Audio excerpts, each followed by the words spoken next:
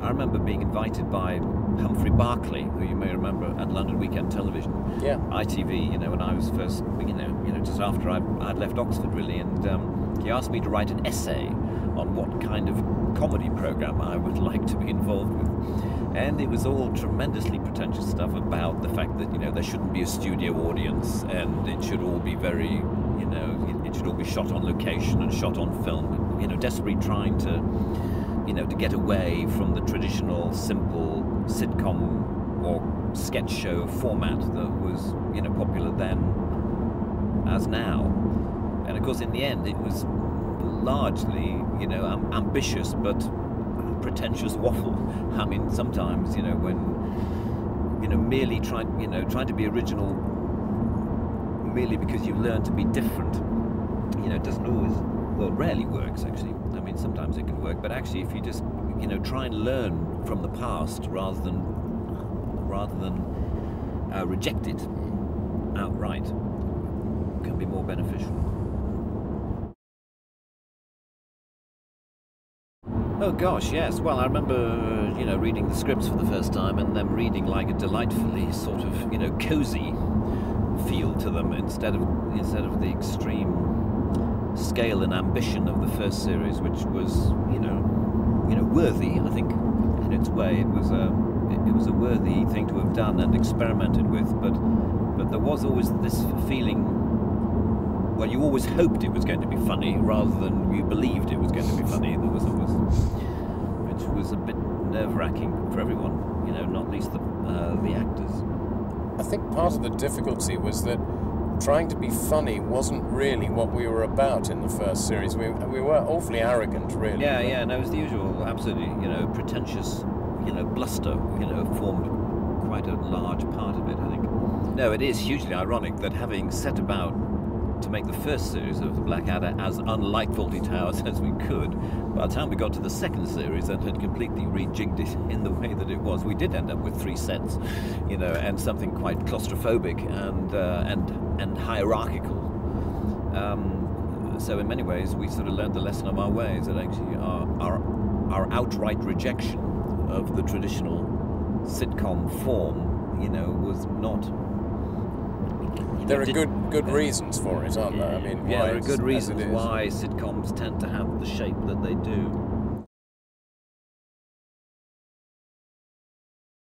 It made a tremendous difference. It was just a joy, to have real people in the room and to be recording it like a theatre show. Really, we did, rehearse it all week, and then we put on a show for 2 hours. Admittedly, only half an hour of program came out the other end of it, but it felt like what it was, a live performance. And people even now actually are rather surprised when you tell them that you had a studio audience for the second, third, and fourth series. They just assumed that either an audience had seen it later, had seen it afterwards, or that it was canned, or that it was dubbed onto the soundtrack, when in fact it wasn't. And even though when I look at the Blackadder now, which I don't do very often, but when I have seen episodes, I can see, moments when I, stammered a bit, or the pause is a bit too long, and you think, God, how frustrating, really, that we sort of did it on the hoof, and we might do one retake, but only one. And how much better it would have been if we'd got every little pause and every little inflection absolutely right in a sort of filmic way of doing take after take after take, which we didn't do. And yet, you have to pay that price for slight inconsistency and slight errors and fault lines in order to get the energy and the feel and the joy of a live performance. And in the end, I think it was probably a sacrifice worth making. But I can, you can see, I can see now when I do watch it, you think, oh, I'm sure I could have said that line better. Oh dear, Tony came in too early. I wish we'd. But in fact, that was it. That's what it was. You just had to live with the way it was. It's odd, really, about the character of the Blackadder, where the comedy, where the inherent comedy of his situation is rooted, because basically he's a bright and able man, and yet, you know, things go wrong for him in a way that we try to make funny. But you know, he wasn't a buffoon, or he didn't. I suppose he just tended to overthink things, didn't he? To outthink himself, or maybe it was just bad luck. In the end, he's just unlucky. And of course, you know, fatally, he always allies himself with Baldric. It's strange, that interreliance. You'd think someone as bright as the Blackadder wouldn't spend any time that he had to, you know, with Baldric. And yet he does. There's a strange interreliance. It is like Basil Fawlty and Manuel. You know, why doesn't he just sack Manuel? Well, there's some way in which they need each other. And the Blackadder and Baldric need each other, not only for the sake of, you know, to allow us to make the jokes about him, but about them, but you know, there is an interreliance there again. I've got this theory. The reason that people love it so much is because of Baldric, because he's every man, he's us. Yeah, you know? yeah. Do you think there's anything in that? Well, he's a pretty dim version of every man. I'm not sure I'd like Baldric to represent me in the sort of canon of human existence. but I can see how he certainly has a very, you know, he has an attitude to life which is uncorrupted by expectations or class structures or education or anything. He just takes things, or deodorant, that he just takes things at face value and deals with them as he finds them, and it's very, very enjoyable. I can see it how that he has a very straightforward attitude. But he's also lovable. You wouldn't really call Blackadder lovable sort of almost ever, would you? No. Whereas, well, no, and I mean, the Blackadder is a pretty relentless cynic. Although you see, in my opinion, like all the best sitcom characters, pleasingly two-dimensional. You know, pleasingly simple, always the same. You know what I mean? You don't feel at the beginning of any episode of the Blackadder that the Blackadder's learned something from the 3 previous episodes. You know, you just know that he's going to have his same old sarcastic, careworn, you know, attitude to life, and that's very reassuring. Which is a problem. I think it would have been a huge challenge and difficulty if we'd ever tried to make a movie of the Blackadder, because in movies, you know, characters are supposed to be 3-dimensional, and they're supposed to, you know, realize the error of their ways and change and develop, and you know, they're different at the end of the movie as to how they were at the beginning. I mean, you know, maybe we could have contrived a conceit which would have got round that, but in the end, I think the Blackadder is like, you know, Basil Fawlty or anyone comparable is a sitcom character par excellence, and it would have been very, very difficult to translate into any other medium, you know, particularly a 90-minute lump of entertainment like a film. I think it would have been very tricky. I mean, what's been pleasing about the Blackadder in many ways is this feeling, you know, in the 25 years since we first started doing it, it does seem to have a longevity in the audience's eyes. Of course, its period nature helps that. The fact that there's nothing really to date it in people's eyes. There isn't a 1970s sofa or wardrobe or political attitude to, you know, to sort of sully the waters. In the end, you can just enjoy it for what it is. Even though actually, at least some of the,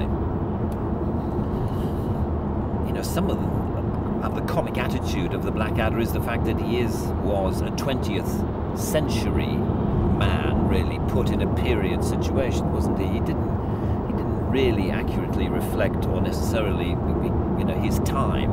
He definitely had the attitude of a modern audience placed in a period context, and that, I think, you know, engages the audience and gives it an extra sort of satirical sort of tone to the whole series. I think that helps.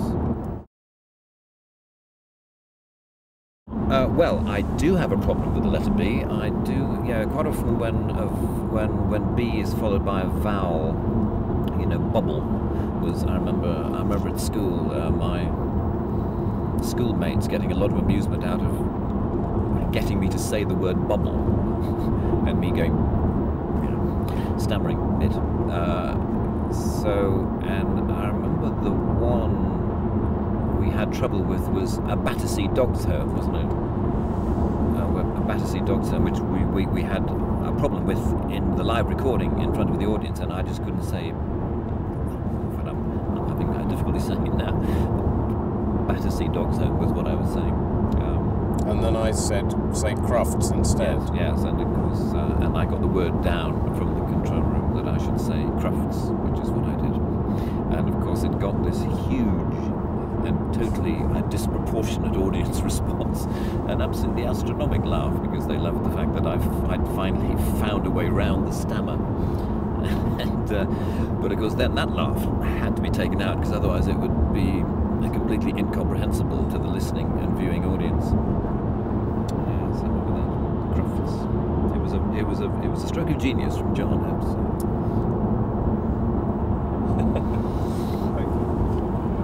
But Bob wasn't.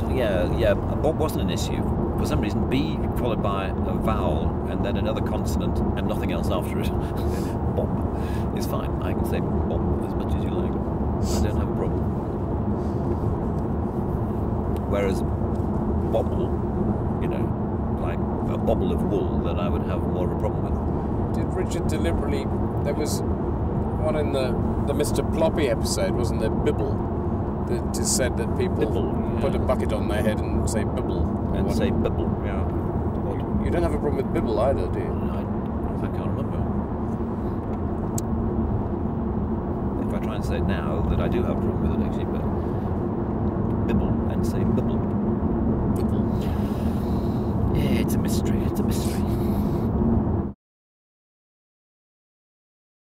Well, with the second series, really, we started to establish the repertory company, didn't we? Of you know, not only a sort of claustrophobic and dramatic setting, but also quite a small and neat group of people who had a lot of natural creative empathy with one another, which continued until the end. How did you find Miranda to work with? Because it's a... Yes, well, great, as I recall. I mean, she was, but despite being a very good actress, she seemed very willing to muck in, because she did effectively become a member of the repertory company, didn't she? Definitely, yeah. And she returned on a number of occasions. But she had such a sort of brave and eccentric, creative curiosity to her that it meant that she didn't really care what she did or how she did it. She was just going to enjoy exploring all the possibilities. And that's where that Elizabeth thing came from. It was so interesting in the end, what she did and the way she did it. I thought Rick was great. I loved the fact that actually it was entirely complementary to the attitude of the Blackadder. It seemed to me that the two worked fantastically well together. I remember being asked by a number of people, don't you find it rather annoying that Rick Mail comes in, and is extremely funny and appears to, steal some of your thunder, but because I've never really, viewed any acting job, except perhaps Mr. Bean, I suppose, as being a singular thing where all or virtually all the comic investment should be in one particular character. In the end, the better everyone is, the better everyone looks. You know what I mean? It's like, I remember being at a dinner party with an actor who was making a very honest pitch for the idea that it's much better to be by far the best performer in a drama or in a program, and for everyone else to be rubbish, and then you can really shine, in comparison to other people. And it seemed to me to be such a ludicrous way of looking at things, that if other people aren't good, you are never going to look good. You know, no matter how good you are, you know, it is a, you know, you are very much interreliant.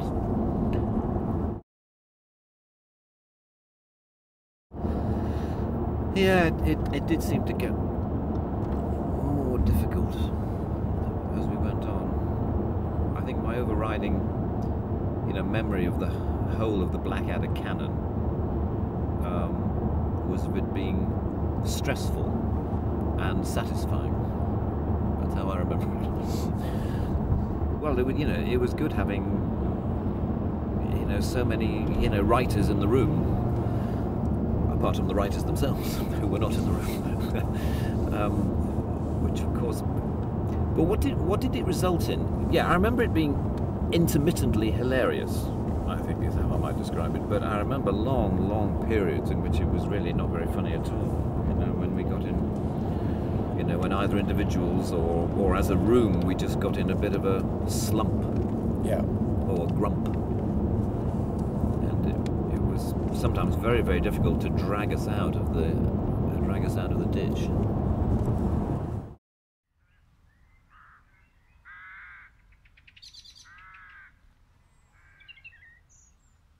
Well, this is the plague village. I wonder where we're going to see that. Yeah, like I had a a real riding lesson. I didn't know that. Like a real movie set, it says here. Yes. Which is quite a funny thing to say about a real movie set. Yeah, true. I suppose that's the thing, but one has a sense that one the other thing is wasn't playing at it. Yeah, exactly. It gives the impression of your kind of inexperience, really, and your kind of wonder, really, at the fact that the whole thing is happening. Yes. And the mechanisms and processes that are going on, which are relatively unfamiliar to you. Well, I was completely out of my depth. Yeah, that's another way of putting it. Yeah. Did you like having a haircut? Did you like it? No. Hated it? It was pretty difficult, you know, buying Mars bars for several weeks, having to sport that haircut. Well, it was very bleak. I mean, I remember it being you know, genuinely Northumbrian winter weather of the mid 20th century, being very cold, snowy, and not like today. Yeah, I just remember the sort of, just the sense of sort of difficulty of everything, wasn't it? I mean, the sort of scale of what we were trying to do, and the number of animals and children and extras, and you know, most of whom you felt had a slightly miserable couple of weeks. Well, it definitely felt out of control, didn't it? That was the thing. Yeah. Is that you? I didn't feel. I was the producer. I didn't know about all these dogs and braziers and things. Somebody made all these executive decisions at some other level. Yeah, I just remember a feeling of us not quite knowing what we were doing. That snow-covered was where, I'm fairly certain, was where the horse reared up. Yes, and so I fell off the back. Yes, that's right. Well, I say one of your people fell off the back. Yes, one of Who my was it representatives. actually? Was he a stunt person? Yes, it certainly was a stunt person, but I can't remember which. But you did some of the riding there, didn't you? Yeah, the riding I enjoyed. I learned to ride, you know, for the first series. I was taught by a member of the Swedish Olympic equestrian team, who was a fantastic rider and a very nice man, but of course completely out of his depth. I mean, you know, he was being forced to paddle in the shallow end instead of the deep end where he was more at home. And I was, I went there for weeks and weeks and weeks, and learned a little bit, and then I learned a huge amount within 2 days of encountering the real horses that we used. And the woman who came with the horses, who of course was tremendously used to making actors look all right, yeah. You know, actors look good. And then I suddenly started to find a confidence with it. Since which time I've hardly ridden at all. Hardly ever ride.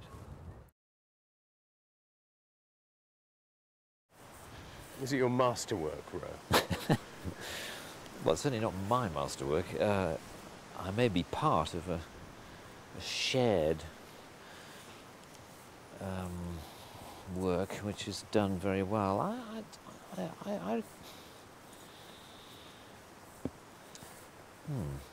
Yeah, sorry, there I'm a bit stuck for words. Well, it is. I do think one of the hallmarks of it is that it seems better than one remembers it. On the odd occasions I do see it, you think, gosh, this is actually quite good. It's kind of slightly embarrassing that it's... Yeah, and it is, you know, and it did, you know, it was representative of a moment in all our lives. That, you know, that's why I think it's very,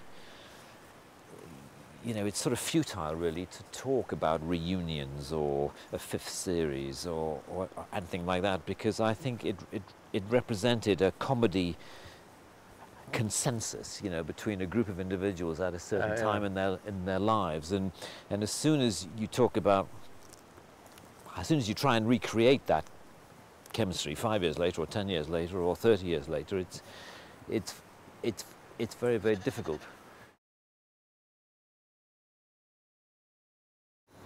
When we were filming here, it was the first time I'd ever met a camp Geordie.